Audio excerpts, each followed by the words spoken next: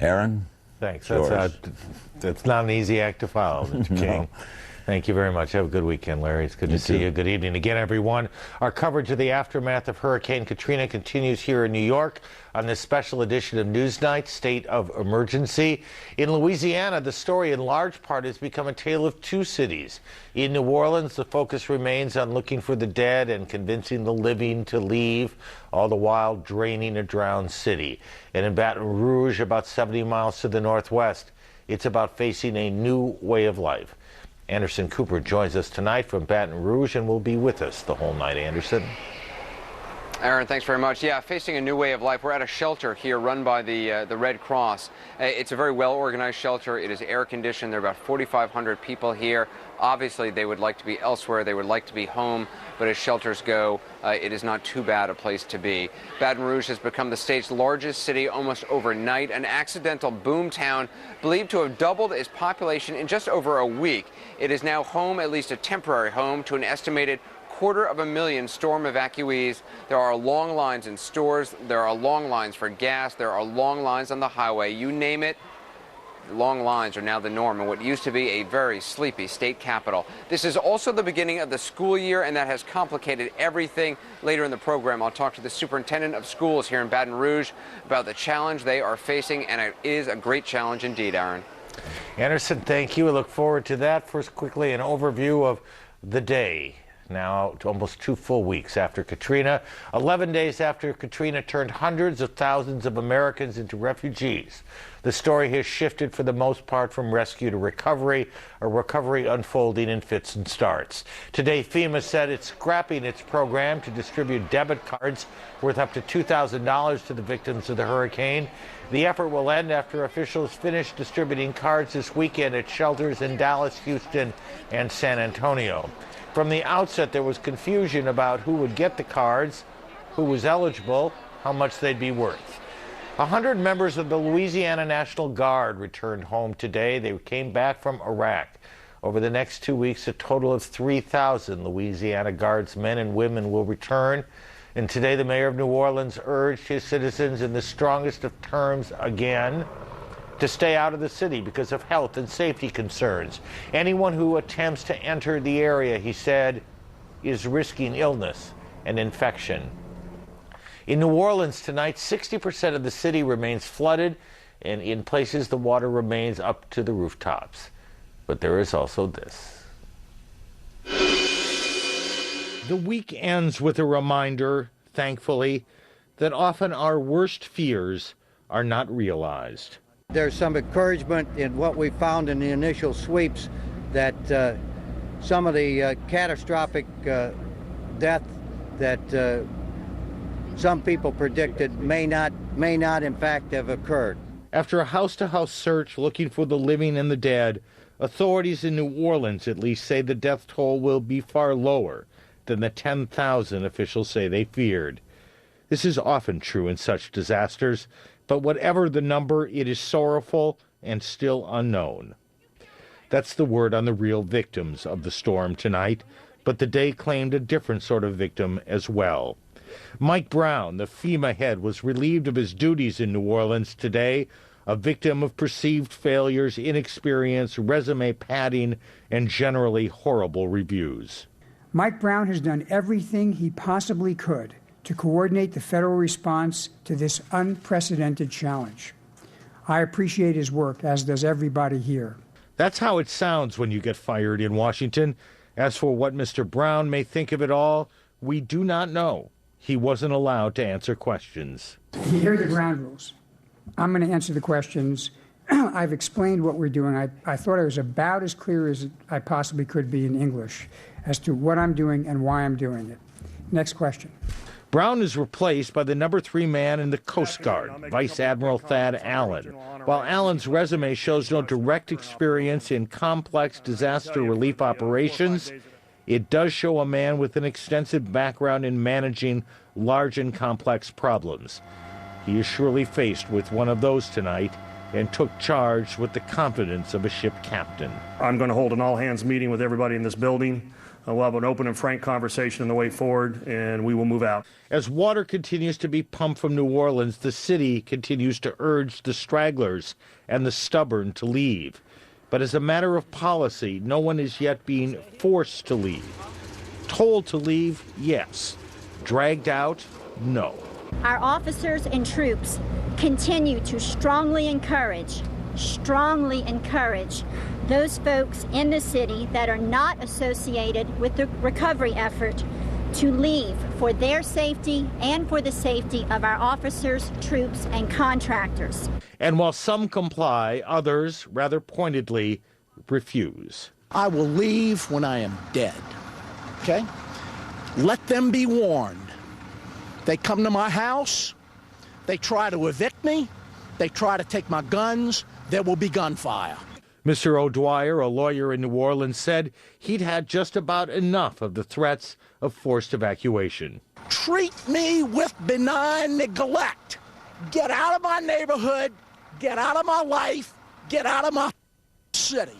He was eventually arrested in what the cops and everyone else hopes will not be a replay when and if force is eventually employed. A week after National Guard troops arrived at the convention center to find fear and hunger and squalor that was almost indescribable. The police chief said that while conditions there were horrible, some of the worst accusations, rapes and child murders, remained only that, unsubstantiated rumor. We have swept the entire convention center. There are no children found dead. And we have no confirmed reports of any type of sexual assaults. They opened a post office today in the Astrodome in Houston. Evacuees getting mail for the first time. Included in the mail, some government checks. Officials saying the government has paid $460 million to more than 200,000 people since the disaster. But the people in the Astrodome apparently will be the last to get government-issued debit cards. FEMA saying the distribution, while a fine idea, proved just too hard, too complicated to continue in every shelter around the country. And finally, some sailors from the Mexican Navy arrived today. Mexico is one of many countries which has offered help. And there was this scene, too. Troops from the Louisiana National Guard who have been on duty in Iraq returned from one kind of war zone only to land in another. They will have some time to see what Katrina did to their own family lives, and then back to this new battle of New Orleans. Not Iraq, to be sure, but not the home they left behind. But the lead tonight remains Mike Brown, the director of FEMA, who was taken off the front lines of the relief effort today, leaving everyone wondering if his resignation is far behind. Fair or not, Mr. Brown gets the blame for the man-made disaster that Katrina morphed into after the storm itself ended. Many have been calling for his head. From the White House tonight, CNN's Elaine Quijano. Michael Brown's fate was practically sealed Wednesday morning. In a private meeting at the White House, Homeland Security Secretary Michael Chertoff told the president he wanted to remove Brown from the front lines of the disaster. "I trust you as head of Homeland Security," the president told Chertoff, "and I support the decisions that you make." With that, Chertoff flew back to the Gulf Coast. Thursday, as he toured the region with the vice president, he told Mr. Cheney what he wanted to do. That day, the vice president got an earful about Brown from state and local officials, including some Republicans. They were worried not just about Brown's leadership in the immediate aftermath, but about his ability to lead current and future efforts. That night, Chertoff called White House Chief of Staff Andy Card to say he was pulling Brown from the disaster zone and sending him back to Washington. So will Brown ultimately be fired? That's not this administration's style. President Bush made it clear to Secretary Chertoff he holds him responsible. And the president's green light to remove Brown from Hurricane Katrina duty is a sign that so far the results are not acceptable. Elaine Quijano, CNN, the White House. Congress has now approved $62 billion in federal aid to help the victims of Katrina, an amount so large it defies understanding without context. So, some context. $62 billion would more than cover the annual budgets next year of the Commerce Department the Justice Department and the Federal Trade Commission and NASA combined. The Department of Education will get $56 billion in its budget next year. On the other hand, the Department of Defense gets $419 billion. Homeland Security, by comparison, just $34 billion for the whole country, the whole year.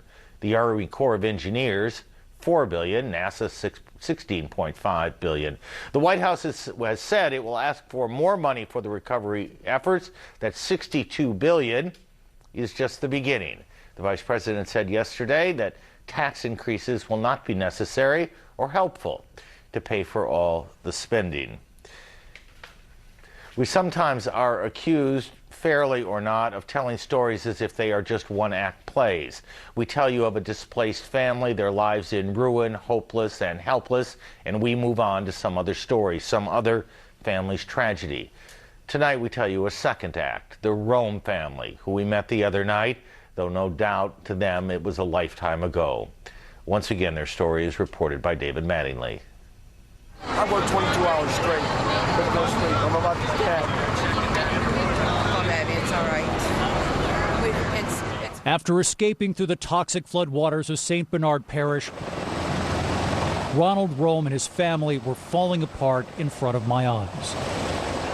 The adults were emotional wrecks. The children stopped talking and would barely eat.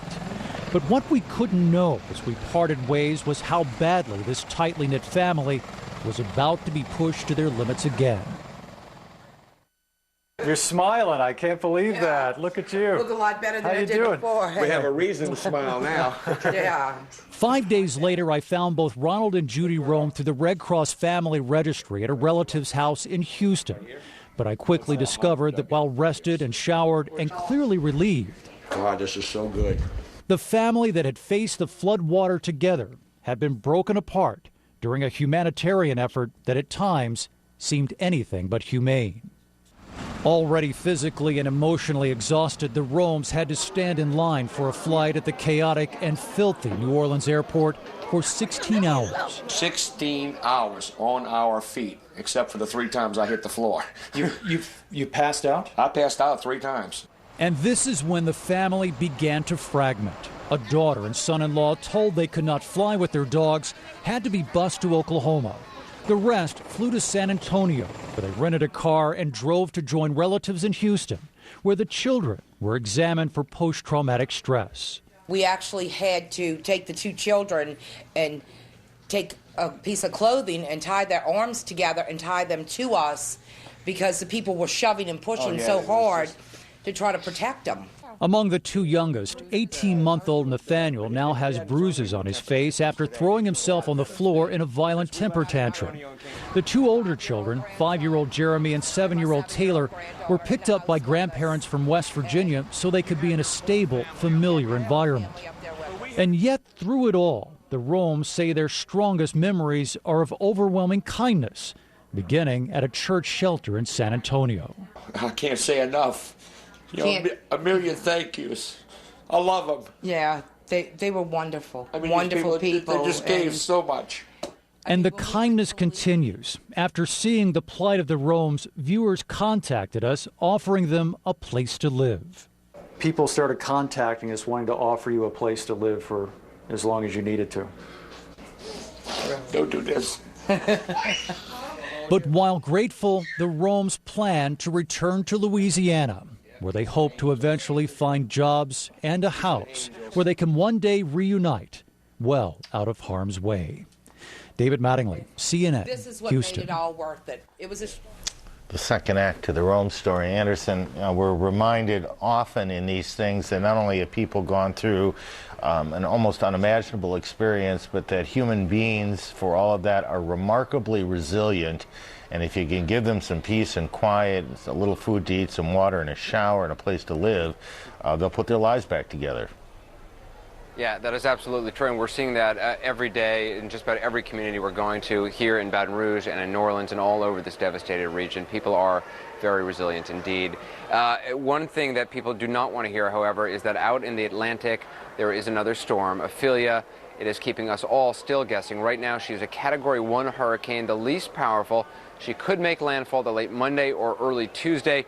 Rob Marciano is tracking the storm from the CNN Weather Center in Atlanta. Rob, what's the latest? Well, Anderson, hurricane, as you mentioned, the rain bands from this thing have shifted offshore, so it has moved somewhat away from the coastline, and that's good news for folks who've been beaten up by this in Florida and in the Georgia waters as well. Dangerous riptides and high surf in this, but you can't even see the eye of this hurricane on the radar. That's how far out it is. Satellite picture, you can kind of see it, but it's not very well defined. Matter of fact, the last couple of frames of this looks like it's weakening. And I checked some of the air recon data, the airplane flying in there about an hour and a half ago, and the flight level winds are not as impressive as they were earlier this afternoon. So it's possible that they may knock it down again to a tropical storm, but that's neither here nor there because the forecast is for it to turn around. Wind 75 at last check, northeast winds at 7, or moving to the northeast at 7 miles an hour. But here's the forecast track from the National Hurricane Center.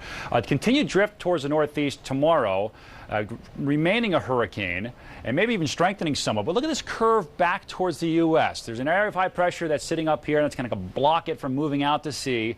And now we have a pretty wide area of concern that we're dealing with. Anywhere from the Georgia-Florida line all the way up to Cape Hatteras is where folks should be keeping a close eye on this. But right now the forecast track is for it to come somewhere in this area near Charleston, South Carolina by Monday afternoon, possibly a strong 1 category hurricane. So watching that potential very closely. We should have another update from the National Hurricane Center in about 45 minutes, Anderson, and we'll talk to you then. Rob, thanks very much. Let's go back to Aaron in New York. Aaron? Anderson, thank you. Coming up on the program tonight on a Friday, drowned and destroyed by the hurricane. The towns are gone. Has a way of life disappeared with them? But first, just about a quarter past the hour, time for some of the other stories that made news today. A busy Friday. Erica Hill is in Atlanta. Good evening, Ms. Hill. Good evening to you. It was a busy Friday, one of those days where you would say, Aaron, that there are plenty of headlines tonight. Yep. A federal appeals court has ruled the president does have the power to detain Jose Padilla without charges. Padilla is a U.S. citizen suspected of plotting with al-Qaeda to set off a dirty bomb. He's been held in solitary confinement in a Navy brig in South Carolina for 3 years.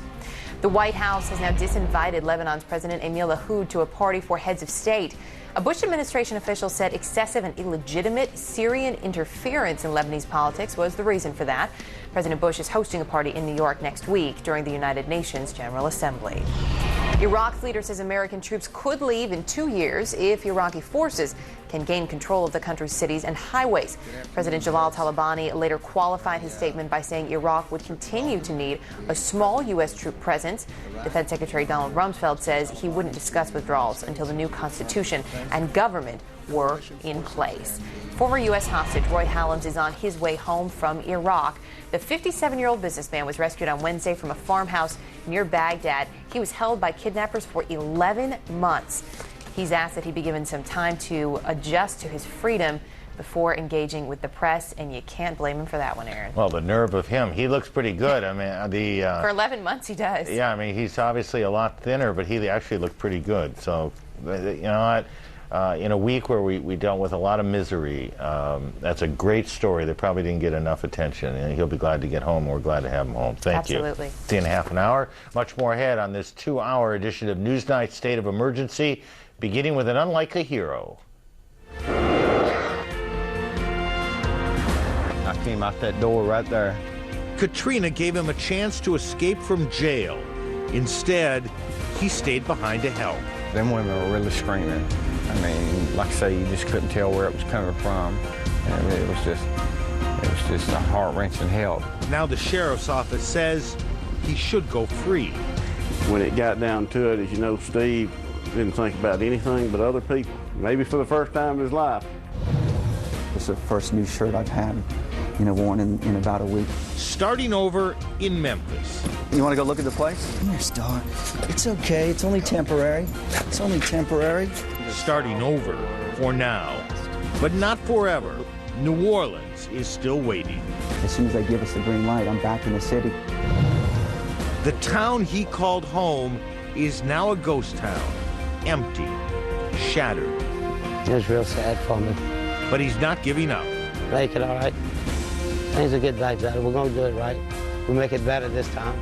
Across the Gulf Coast, the long road to recovery. From the Gulf and from New York, a special edition of NewsNight.